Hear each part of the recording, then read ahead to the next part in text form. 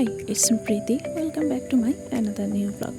আজকে ছিল আমাদের হিস্টোলজি রানিং স্লাইড এক্সাম, তাই কী করলাম সেটাই আজকে শেয়ার করব আপনাদের সাথে। আজকে সকাল 8টার ক্লাস ছিল না, যেহেতু বায়োকেমিস্ট্রি ক্লাস ছিল এবং আমাদের কার্ড ফাইনাল শেষ, তাই কোনো ক্লাসও নেই। তাই 9টায় আমাদের যে এক্সাম ছিল সেটার জন্যই আমরা প্রিপেয়ার হয়ে যাই। বাট আগের দিন কোনো পড়াই পড়ি নাই, কী পড়বো কিছুই বুঝতে পারতেছিলাম না।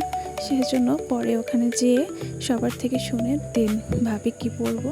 আর যাওয়ার পথে এখানে একটা আম গাছ আছে ছোট, দেখলাম অনেক সুন্দর ছোট ছোট কয়েকটা আম ধরে আছে। এর আগেও একটা ধরেছিল, বাট কেউ একজন পেরে খেয়ে নিয়েছিল, যার জন্য সেটা আর বড় হতে পারেনি। এখন অনেকেই ভাবতে পারেন হিস্টোলজির রানিং স্লাইড এক্সামটা আবার কি।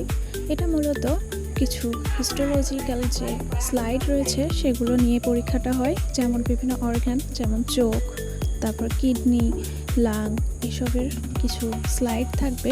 সেগুলো আইডেন্টিফাই করে সেগুলো আইডেন্টিফিক্যাল যে পয়েন্টগুলো সেগুলো লিখতে হবে।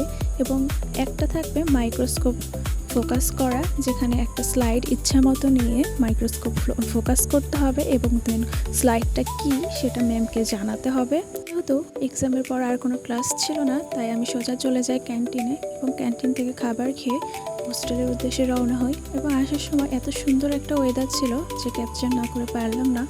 আকাশটা অনেক সুন্দর লাগছিল। আর এখানে জামালপুরের ওয়েদারটা আমাদের উত্তরবঙ্গের থেকে টোটালি আলাদা, অনেক সুন্দর একটা ওয়েদার।